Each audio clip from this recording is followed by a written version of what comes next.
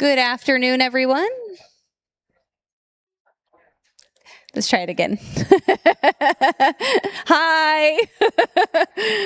How's everyone doing today? Good? I was a little nervous. The room was a little sparse. I thought they're getting tired of me. It's that time of year, getting tired of me. All right. For those that are here and those that are joining us on channel 1987, it's Resident Forum, August 17th, and I'm your executive director. We're going to start this month, or this meeting out with last month's finances. So some of you have grabbed those. If you'd like them, we have them in the back by the entrance. July revenue is all of the money coming in, so we'll start there. More often than not this year, we have seen positive variances due to high occupancy. So residential living, where the number one is, and then it kind of goes down, number two being assisted living, then memory support, and then our health center. We have positive variance to budget in residential living of $72,000, and we owe that to a census of 252 occupied apartments against a budget of 241, I think. So well over where we anticipated being when it comes to being filled up. Assisted living, 11,000, almost 12,000 over anticipated budget. We had an occupancy of 56 out of the 60 total apartments there. Memory support just kind of slipped over there, but about $8,000 positive to budget. We had 27 out of 27 rooms filled in our Grove. And this month for our health center, $133,000 positive margin, and we only had 47 of the 54 rooms occupied. So we do owe a lot of our positive variance this month to our health center occupancy. I've shared this in the past, but if you're new to this meeting, or maybe this is the first time you've heard me say it, the way occupancy works in our health center is it's a daily occupancy. So you have people coming in and out for therapy, and there is a mix of payers. Some are on Medicare, some are private pay, some are supplemental, some are secondary. And when you have a high mix of, let's say, Medicare patients, you have high revenue for those days that they're there versus maybe secondary insurances for others. So it looks to be that not just did we have a decent census. We were at budget 47 against a budget of 47, but we had a high paying mix, which helped us there. Total revenue down at the bottom for the month, we expected to bring in 3.35 and we brought in 3.5, so about $150,000 more than we expected, which we will accept. We're happy to accept. Looking at expenses, a lot less red this month. First and foremost, I tried to highlight anything over $5,000. So there's a few smaller line items up here. You'll see total employee cost just over budget a little by about $3,200. However, looking at supplies and our ancillary, as I dug in earlier, let's pull up that information. Most of this is contributed to raw food. More than half of our supply budget there is raw food cost and department operating supplies. So department operating supplies oftentimes are the non-chargeable medical supplies that we have to purchase, that we don't charge back to the resident in various levels of care. Ancillary service is specifically tied to our therapy. Again, we've shared this before. Therapy is a new therapy company, which we're very happy with. However, when we went into the process of budget last year, we did not have the exact rates in which we would be paying that therapy team. So we've been seeing a steady overage in ancillary services all year. Overall, down at the bottom, you can see we were just over our expected expense budget by about $16,000 for the month of July. So expected us to spend about 2.68, and we spent 2.69, almost 2.7. Any questions there on expenses that I can either explain or maybe dig into if I don't have the answer? All right. And end off with our operating margin. So this is the scorecard. This is what we look at each month. I'm able to monitor both monthly and year to date, which on your sheets in front of you, you'll see the year to date is very strong in terms of how we've been performing for the last 7 months of the year. But for the month of July, we expected to break with $225,000. We actually ended the month with 439,000, so a positive monthly variance of just over 213,000. Any questions for July financials?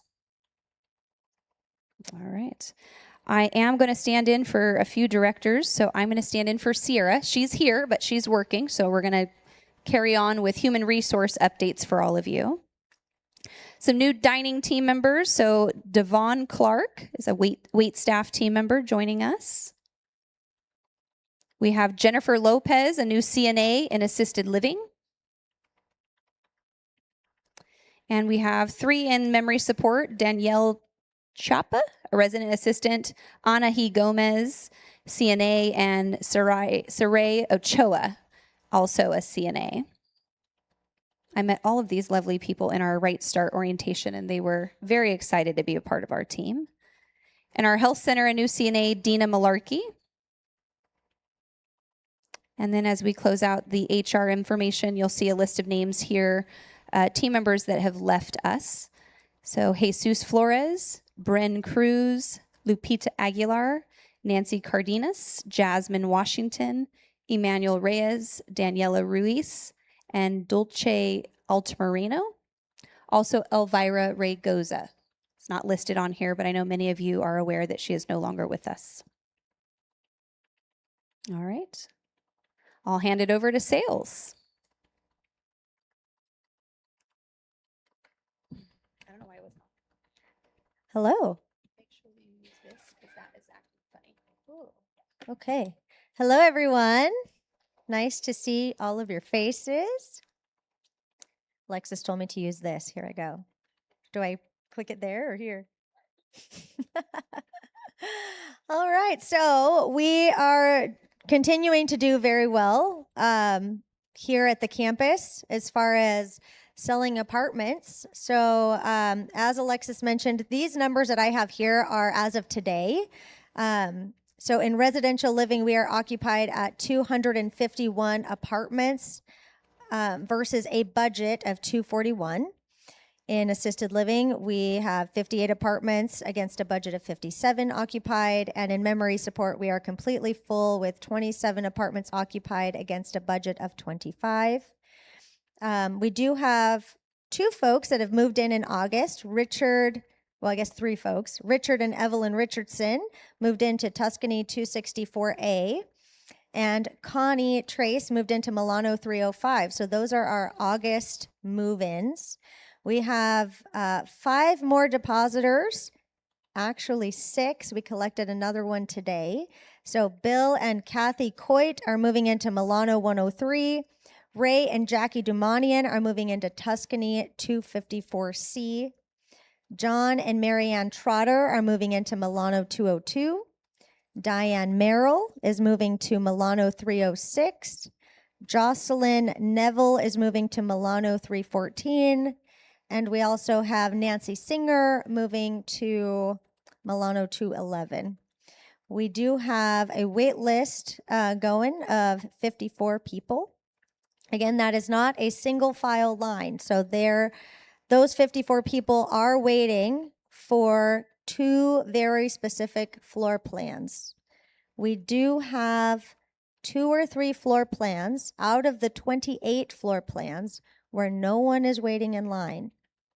So we continue to meet with people, share with them that they do need to be planning for several years from now. But it's good to get the information about the community so they have a good understanding of what to expect. We do have a fun event that we are hosting this month. We've already had one on August 11th. We call it a resident spotlight. And this is featuring Gene Chaffee and our Chaffee Zoo. So we had one on Tuesday, August 11th. It was really great. We had a good turnout. We have one more scheduled for Wednesday, August 19th. That event is a marketing event. So it is specifically to get people who have not been here before to feel comfortable enough to come through our gates and learn something new from someone who lives here in hopes that they will see how nice it is and maybe for the first time, consider coming to meet with someone in the sales office and not be so afraid. So, due to popular demand, and a lot of you folks wanting to attend the marketing event, Jean has agreed to host a separate event specifically for residents. Now, that has not been scheduled yet, but she is on board with doing that. So, more information to come. That will not be information that you will receive from the sales department. But it is wonderful to know that she's on board with doing something like that. So, thank you, Jean. And as always, if you have any referrals, if you'd like to refer a friend to the terraces or they're interested and you want them to, you would like us to contact them or you'd like them to come and meet with myself or Robin, please share that information directly with Emily. Emily will be sure to put their information into the system so that they are contacted in a timely manner, and all of their information is in the system appropriately. So, any questions for sales? No? All right. Thanks, folks. I'll use this clickers. Valerie Epps, you are up next. There you go. You're welcome.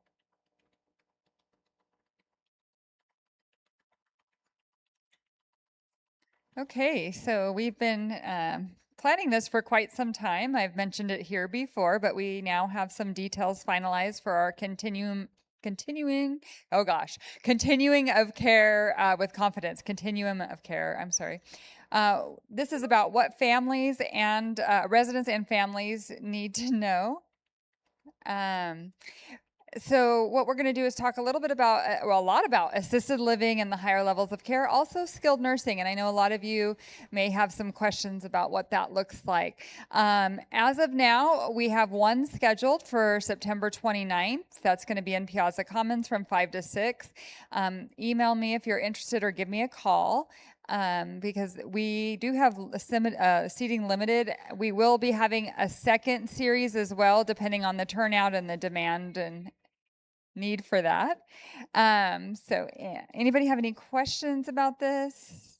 Just kind of going to talk through the transitioning through our campus and what all the ins and outs of that. That's also another thing, if you'd like to invite family to join you, and that would be a good opportunity to do that. This is just a little fun that we're having. We have Canines for Christ visiting us on a regular basis now, and it's really brought a lot of smiles. The photo in the middle is a resident that just got to assisted living, so it was very good timing, and just helped her make her feel welcome. And then just some more fun that we're having, practicing there, our skills for the putting green. Does anybody have any questions? There will be information coming out in your message boxes about the upcoming vaccination clinics. I have mentioned it in the Tribune, but we will also be placing information in your boxes about that as well. Thank you.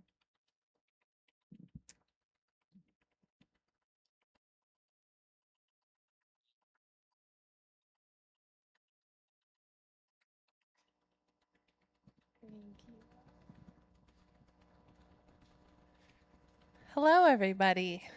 Another full room. I got a lot to talk to you about, so let's get started. Okay, so first of all, many of you have seen and come to contact me about caterings. A few updates to caterings. All event caterings for here on campus, big events, little events, game days, book clubs, things like that are all going to be directed to Daniel. His information is here. It's also on Cubago. It's also in the dining cube. So please direct all of your questions, anything like that, to Daniel. Of course, Plia and myself are also always here to help. Sandy Sweets, I've made, this has kind of been in the works for a while, but ordering through Sandy quite a bit easier. So you can now go directly to Sandy. There was a lot of in between. You would stop by and say, "Hey, can I get a cake?" And then we had to make sure Sandy wasn't too busy. So now the phone in the back of the bistro goes directly to Sandy. She has a voicemail there. You leave a message or she'll answer it if she's available. And then she has ordering forms and she'll take your order directly and tell you, yes, I can make that, or no, I can't, or, with that, we do ask that you book as soon as possible, a minimum of 1 week in advance. We get a lot of last minute orders and she tries very, very hard to accommodate everyone, but a minimum of a week, 2 weeks would be even better. As far as events, it's a 2-week minimum unless you have a really large event where we're going to have to staff it and bring in extra food and linens and things like that. I do suggest that we start talking about it about a month in advance. Our schedules are out 2 to 3 weeks in advance, so we just want to make sure we have enough staff and all the product on hand to take care of that. All right, this is Rico. He's one of our new cooks in the bistro, and he's also over here in Speranza on Sundays for the brunch. He does a lot of our prep for grab and goes and things like that. So this is a picture of him portioning one of our new, the salmon fillets that are coming in fresh now from Pacific Seafood. So that was one of the new vendors. When we transitioned, we brought on Pacific Seafood. A lot of our fish is coming in fresh, skin on, and they're portioning it. They're trimming it and portioning it out like that. All right, we have a new tablet ordering system. So this is some of the work that's been going on behind the scenes. This is what they call a KMS, a kitchen monitoring system. Some of you have seen it like in a restaurant or a fast food restaurant. They have the computer screens, Starbucks, things like that. So tickets will pop up on that, resident tickets will pop up on that screen, and then you can bump it. It'll print out a ticket. We place that on the tray and then deliver that meal to residents in our in the village. So the little tablet to the left there is the tablet that's being used by nursing to take resident orders. All of those orders go into a system, and then they kind of tally and tell us everything that we need for the following day. And then this big screen is going to be used. Tablets are already being used. The KMS will be used on the line when the cook is plating the food on each tray. So that's kind of, that's been in the works for a long, long time. So we're really excited. Yeah, like a year. They were collecting dust on my top shelf, but we definitely started it and then got a little pushback on operations and things like that, but it's finally good to go. So we're very, very excited about that. It helps with a lot of manual labor. We were tallying every single meal for every resident to say how many eggs we needed to cook and how many pieces of bacon we need to make. So this does a lot of the work for us. All right. This is new to us. As many of you know, we've had a kitchen tour for quite some time. And every month we tour residents through the kitchen, and very many of those times it's 1 or 2 or 3 residents that are touring with us, and sometimes none at all. So I've made a little twist on that, and I hope that this will bring more residents, new and old, to the table. So it's going to be called the Chef's Table. Our executive chef, Juan, will be seated for lunch in the private dining room with any residents that sign up to go to this lunch. So this will be in place of the kitchen tour. You can enjoy a delicious meal, engaging conversation, and the opportunity to get to know our dining team. This is a great chance to ask questions, share your thoughts, and learn more about the dining experience here at the Terraces. Reservations are required, and it is limited to 9 people. So there's 10 seats at that table. This next month, Chef Juan will be there, and then it may change. Maybe we'll have the executive sous chef. I'm sure I'll sit in, Daniel will sit in, our dietitian will sit in. But right now it's going to be the chef's table. I think a lot of residents are really excited to get to know Juan and talk to him and face to face. So this will be a really good way to engage kind of one-on-one and ask questions. So it still will be the first Wednesday of every month at 11:30, okay, for lunch. So if you're interested in that, please reach out to myself, or you can make a reservation in Speranza. All right, this was Chef Juan making enchiladas last Thursday. So Juan and Michelle were tag teaming it, and I believe served what's half? About 150 orders of enchiladas. So there was 2 enchiladas per order, and they went through about 300 tortillas. So that was a lot. And they definitely plan to be out there more often. Juan and Michelle have also taken on action stations in the lodges and the Grove. So there's a schedule now that every other week a lodge will be visited by either Juan or Michelle for lunch and or dinner on a rotating schedule. And so they'll get to enjoy maybe enchiladas one day, but omelet action station. And then this month is a baked potato bar. So that's really exciting for them as well. Warm desserts in Speranza. I'm sure many of you have noticed this, but a lot of our desserts that can be served warm or should be served warm are now being served warm in Speranza. So any pies, cobblers, bread pudding, things like that are on the far end where the warming table is down there. You can always ask to add ice cream to a piece of pie, but they'll be warm. This front picture, we did serve a bread pudding in Speranza the other day that was absolutely delicious. This one picture is actually the white chocolate bread pudding that's in Monte Carlo right now. And it is amazing. And I've received excellent reviews on that. All right, these are a couple of the dishes of from Monte Carlo this month. So this is the swordfish, piccata, and the duck with a cherry gas streak. Reason for these pictures, meal volumes at an all-time high. We're serving 36.5% over budget in meals across campus. So we're budgeted to serve a certain amount of meals at the beginning of the year, and right now we're 36.5% above that budget. So that means not only in Monte Carlo, but Speranza and the bistro, kind of in general.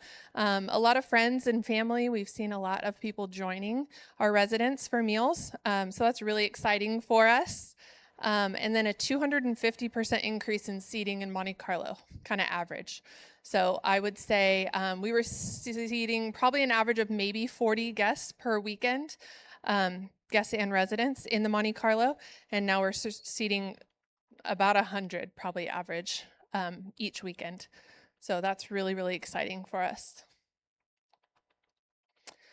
All right, many of you have seen on Cubigo, we have new menus in Speranza, and tomorrow our new menu in the bistro comes out. I was just in the bistro right now, and they're taking some pictures, so if I can get some pictures before the end of the evening, I'll post some pictures of the new food for bistro tomorrow. We're really excited about that. There's some new additions and then some old favorites on the menu as well. So these were a few pictures from Speranza on Friday when the menu was released. Any questions for me? We got a quiet group today. Nothing? Okay, Brian. Oh, Amy's going to bring you a microphone.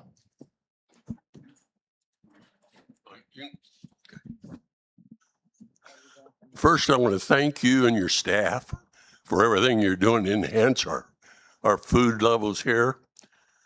But I've had an experience at the Monte Carlo, undesirable, the last 2 times I've been there, where food's got to be sent back.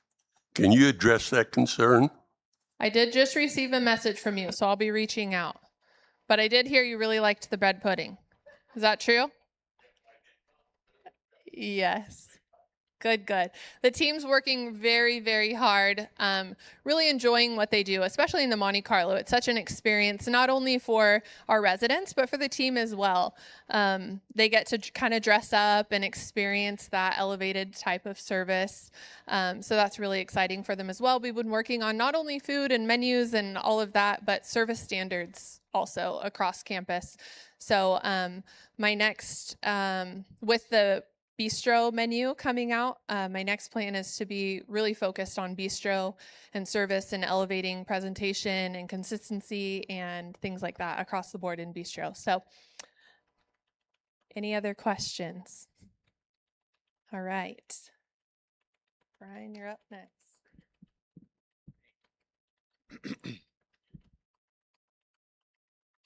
Good afternoon, all. Haven't seen you guys in a while. How's everything been going? Good? Did you notice I was gone or no? Because not many people did. They're like, oh, I thought I saw you yesterday. So I am back. Thank you guys for your patience while I was gone. The team kicked butt and took names. I only got one angry email from Alexis, so that was okay. But now that I'm back, one of my first projects that I'm jumping into to kind of support is our Milano Courtyard project. That was kind of on the verge before I took my leave, and we're so close to finishing it. But I just wanted to give you guys some updates on the uplighting. Who has noticed the brighter lights pointing in? Every Milano resident? Okay. So there were a couple adjustments that need to be made, and we're working on those right now. When we set up those uplights, they were set up to come on with our regular campus lights, but they were also plugged into a timer. So every time our campus lights came on, they would come on, but when they went off, the timer would go off. So the lights are just all wonky. Before I left on Friday, I had the team turn off the Milano North courtyards so that we can get that on constant power, and we'll have them set up so that they come on sundown, and then they'll go off at 10 o'clock. So that's our plan. We thought that's what was happening, but like I said, every time the power went off, the timers went off, and then everything got reset. We also have a bunch of plants coming, a few adjustments on some boulders. They are having a little trouble sourcing that material right now. So they were actually supposed to be here Thursday, Friday of last week to finish it. But I'm in contact with David with Landscape Connections, and we're hoping to get that scheduled this week, get rid of the dead plants, make some adjustments that residents asked for, and get the lights really dialed in so that they're pointed away from windows and up on the trees where they're supposed to be. So that's one of the main things I'm working on this week, is to get that closed up. We're also working on finishing our 5-year sprinkler inspection. So it's been an ongoing battle, but they're going to be all over campus this week. You're going to see them in Sequoia, you're going to see them in Tuscany, a few things in Piazza, but Daniel and his team are delivering notices to the residents that are going to be affected. And really basically what we're doing is we're changing some sprinkler heads, some escutcheon plates. You know, when Junior was here, he used to paint the sprinklers, and that was no good. I blame him because he's not here anymore, so can't blame the current team. So we're working on that. And I think that's kind of my two biggest priorities right now, are to get those taken care of. We're still trucking along in the healthcare center. So if you guys remember, we're doing the big FF&E in there. Alexis helped me out a lot when I was gone, getting the painters going and starting to stage out. So we're raring to go. TVs are supposed to be in by the end of this month, and furniture is set to be delivered mid-September, mid to late September. So we're excited about that project also. Now getting into the formal presentation, let's see what maintenance has been doing. It looks like the month of July, 727 work orders throughout campus, and that's over 85.1% of those requests were completed within the first 24 hours. So the team is still rocking and rolling and getting the work orders done. Couple pictures from the healthcare center. So we did have the, what would you call it, a burnt orange color originally, and we softened that down to a light blue, which will coordinate with all the new furniture we're putting in and fabrics to match that. So each neighborhood will have its own unique color and its kind of own unique identity. But yeah, that's kind of what's going on. Next up for us, big project wise, is we're planning our assisted living reimagined. So Alexis and Valerie and myself and the team have been working with designers. So we're trying to get that one planned out and ready to execute next year. And Alexis would like me to get my butt back in the bistro project, because I heard that's going to be happening at some point in the near future. So questions?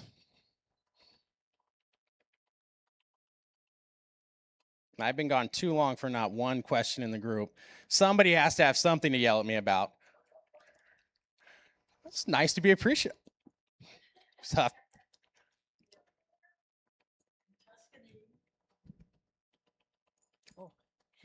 in Tuscany, on the Siena Circle that leads to the Commons, the Tuscany Commons, there are 4 sidewalks that all merge at one place on the curb.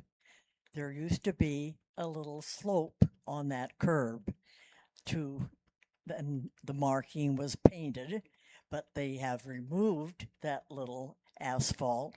So now it's back to just a curb with no, why is that? Because it should be a nice slope. No one anticipates that being a drop off because it's still painted, that it's going to be a gradual assist. So I will go take a look at that. We did redo all the ramps in the Tuscany Circle where the Commons is located. We added a couple ramps. We removed a ramp or two in order to make for accessibility. Before I left, we were supposed to do some painting to get the yellow and the white so that we could distinguish. So I'm not sure if it got finished, so I'll head out there and take a look at it. That'll be my afternoon walk. So you'll see me out in Tuscany. Well, that was an easy one. Well, I have the plan to fix it. All right, anything else? If not, I'm going to turn you over to Joe Hansen, and she's going to be Doug Fulmer today. Definitely an improvement. No. Hi, everybody. How's everybody doing? I had to stall and get my glasses on so I can see what I'm doing here. So as Brian said, I am filling in for Doug. He's on PTO this week, so I wanted to go ahead and cover these. So we have spiritual care. So St. Augustine and the Confessions continues on Tuesdays at 4 p.m. in the Tolladay. And then also just a little tidbit to be looking for our new resident group. Lifestyle Enrichment and Doug are working on a new resident group to meet with new residents, welcome them aboard, and help them get the lay of the land. So more information will be coming on that this fall. We have our spiritual retreat. We'll be here in the Tolladay on September 18th and 19th. Dinner will be included on the 18th at 5 p.m. And then on the 19th, we're going to have breakfast and lunch will be included, and that begins at 8:30. So the cost is $20, and the theme is solitude and community. So now I'm me. Hello, everybody. You have probably noticed that we have some really interesting, great health and wellness initiatives going on. We've had our fitness assessment, we've had our social assessment, and we've introduced, Human Goods introduced us to Brain HQ. And I'm really excited because we have a very special guest speaker today who's going to give us a little more information on what is to come. And that would be Lance Boyce. So please welcome Lance to the podium. All right, thank you. Second. So yeah, another exciting Brain HQ announcement. Human Goods Health Plan or Health Span Initiative. They've partnered with Brain HQ, and they're rolling out what they're calling the Brain HQ Check-in. And for those who aren't familiar with Health Span, that's the initiative that was behind Nick's physical assessment, Doug's social assessment. Now we got the Brain HQ Check-in, which was going to give you a personalized snapshot of your cognitive strengths. It's going to focus on areas such as focus, attention, memory, visual awareness, auditory processing speeds. These are all areas that are associated with your everyday living, and it'd be good to see where you are in that for your own self. The check-in itself takes about 20 or 30 minutes. If you've used Brain HQ, it's basically a bunch of small exercises that you're going to take. I think it's like 5 or 6 exercises. Can be done all at once, can be broken up into chunks. You know, do it one day and come back 5 days later, whatever you need to do to get it done. And let's see. So with the results, you're going to learn more about your brain health. This helps you identify areas of strength and opportunities for growth. And as with our physical assessment and the social assessment, when you do this, if you take it a second time months down the road, you'll be able to track changes to see if there's any positive growth or if there's some areas you need to focus in on. So the fine print for this, it's completely voluntary. We don't want to make anybody do anything they don't want to do, but we highly encourage it. It's a great opportunity to see what's going on in your head and to be able to see exactly where you can focus to improve your everyday lives. Let's see. Your individual results will remain private. Only I will have access to them. That's just to print them out for you. Nobody else is going to be looking at them, though all of your collective information will be sent up to Human Good just so they can see where they should allocate funds and start new programs for the different communities, but nobody's individual results will be seen. Let's see, what else we get? So you don't have to sign up for this. If you have a Brain HQ account, you're automatically going to be enrolled into the check-in on September 1st. But if for some reason you don't want to take the check-in, let me know and I'll remove you from the list so they won't automatically roll it out to you. But you can always change your mind later and I'll sign you back up. But as of September 1st, they're going to roll it out to all existing Brain HQ users. If you don't have a Brain HQ account, come see me. I'll help you get set up. If you need any assistance with Brain HQ, same. Every Tuesday in the club room from 12 to 1, I run a support hour for Brain HQ. Come see me. We'll get you all set up and good to go. I'll be staying after the resident forum if anybody has any questions about this check-in. I also put on the bar card in the back, there's printouts with more detailed information about the check-in itself. I think that's about it. So come see me after resident forum if you have any questions. Who's next? Oh, here.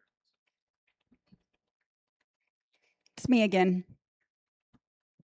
I do want to say, how many people have signed up for Brain HQ? Have you tried it? I have. And at first I was a little annoyed with it. I'm not going to lie. But what I realized and what they told us when they were giving us more information, that every time you do something and it tells you, oops, you missed that one, it actually, it activates, thank you. See, apparently I need to do it a little bit more.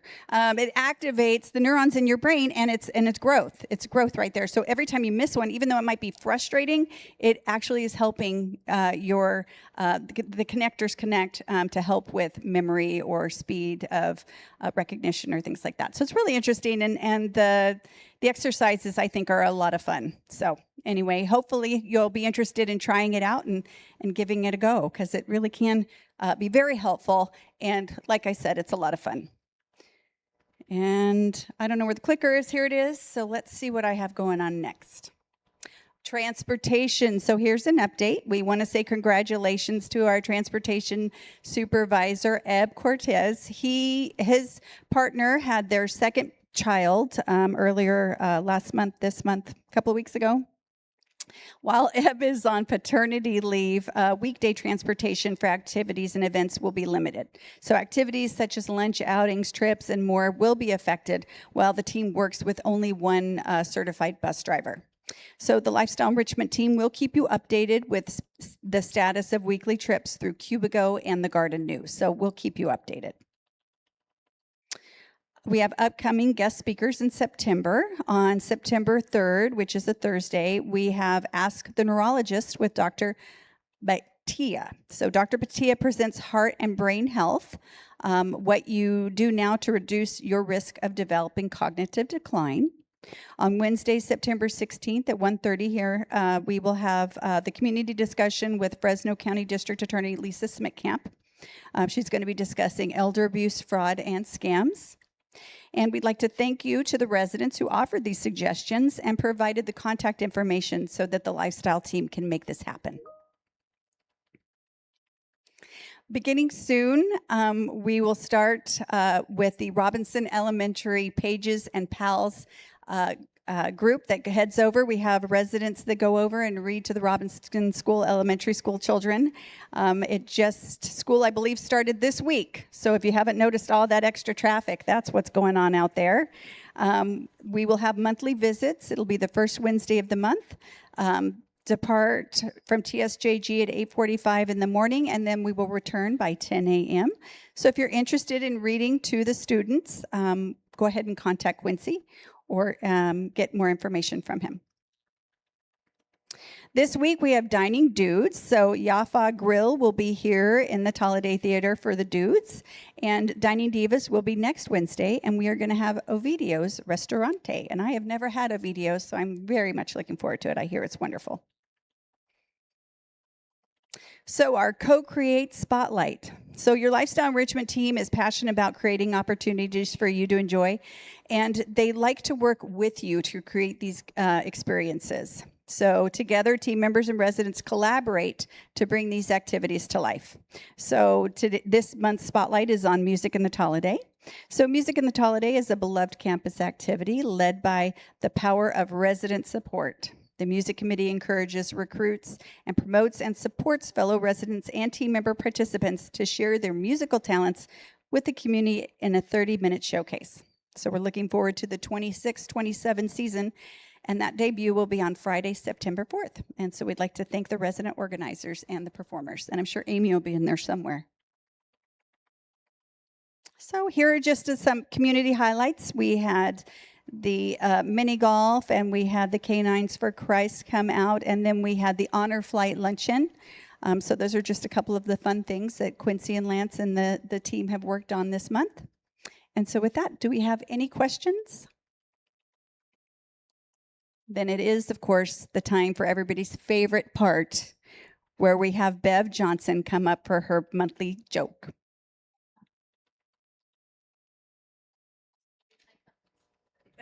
Thank you. Okay.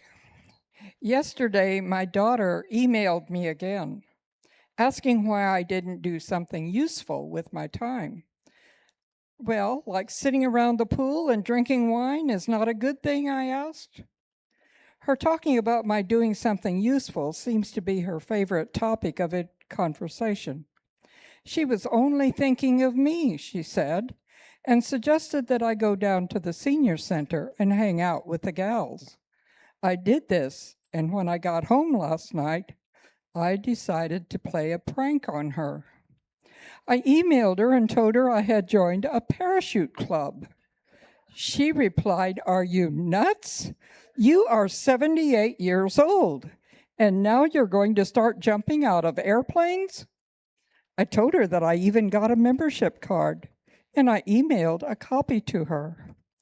She immediately phoned me and yelled, "Good grief, Mom, where are your glasses? This is a membership to a prostitute club, not a parachute club." "Oh man, I'm in trouble again," I said. "I really don't know what to do. I signed up for 5 jumps a week." The line went quiet, and her friend picked up the phone and said that my daughter had fainted.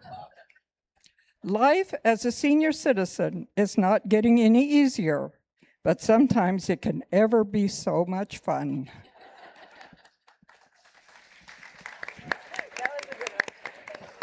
Oh gosh, thank you, Bev, for the laughs. Try not to get into too much trouble with your new club memberships. Although I know I hear funny stories from some of you about what you do on the weekends or when we're not here. So with that, we've ended a little early. I'll stick around. Amanda, Joe, we're here. If you have questions, I thank you for coming out. So nice to have all of you here, and we look forward to having you next time. Have a good afternoon.